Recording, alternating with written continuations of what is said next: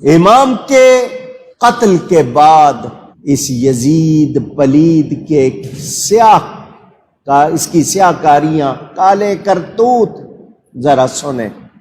شراب کو اس نے حلال کر دیا تھا، محرمات سے نکاح اس کے دور میں بہنوں نے بھائیوں سے نکاح کیے، حرام کاری عام ہو گئی تھی۔ حضرت عبداللہ بن حنظلہ، یہ حضرت غسیل الملائکہ، اس صحابی کے بیٹے جس کو فرشتوں نے غسل دیا تھا، ان کا بیان ہے اس یزید کی کرتوت ہے، اس کو دیکھ کر ہمیں ڈر لگتا تھا کہیں آسمان سے پتھر نہ برس پڑے۔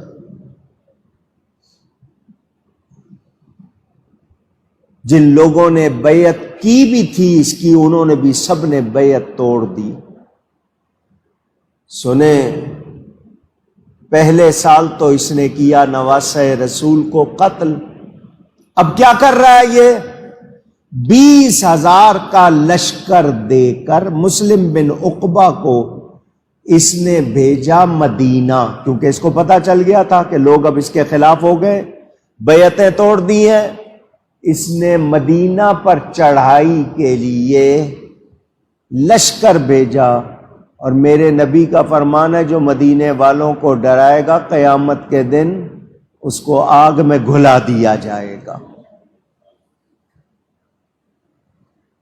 مدینہ منورہ کے لیے لشکر بھیجتے ہوئے اس کے الفاظ سنیں کہ جب تم مدینے پہ قابو پالو 3 دن کے لیے مدینہ تم پر حلال ہے، مباح ہے۔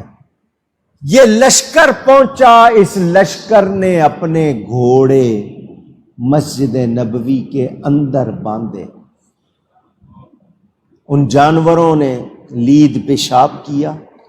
3 دن مسجد نبوی میں اذان اور نماز نہیں ہوئی۔ گھروں میں گھس گھس کر مدینے کی پاک دامن عورتوں کی آبرو ریزی کی اس لشکر نے۔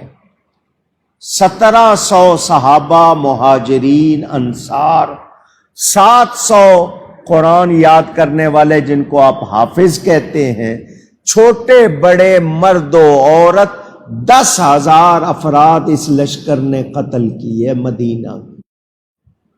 واقعہ حرہ،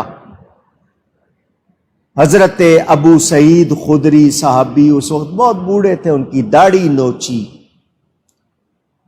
مسجد کو استبل بنایا۔ حضرت سعید بن مسیب تابعی ہیں، وہ کہتے ہیں میں دیوانوں جیسا بن گیا، جیسے یہ سمجھیں کہ کوئی دیوانہ ہوتا ہے، میں پاگل کا لفظ ان کے لیے نہیں کہہ رہا، دیکھنے میں ایسے دیوانے بن گئے تو انہوں نے مجھے چھوڑ دیا کہ یہ تو، وہ کہتے ہیں میں مسجد نبوی میں کسی کنارے پہ چھپ جاتا تھا، 3 دن میں نے مسجد نبوی میں روضہ رسول سے اذان کی آواز بھی سنی، نماز کی بھی سنی،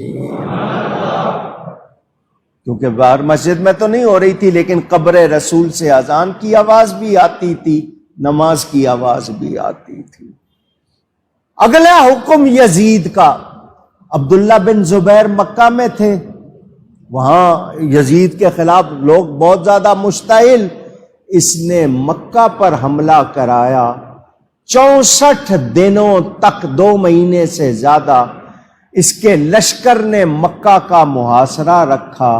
منجنیق ایک مشین ہوتی تھی، اس میں پتھر ڈال کے چلاتے تھے، دور جا کے گرتا تھا، اس سے پتھر مار مار کے انہوں نے کعبے کی دیواریں گرائیں، پتھر سے پتھر ٹکرائے، آگ لگ جاتی ہے، کعبے کی چھت جل گئی، اس میں حضرت اسماعیل علیہ السلام کے فدیے میں جو دمبا آیا تھا اس کے سینگ تھے وہ بھی جل گئے، اور کعبے کا غلاف جل گیا۔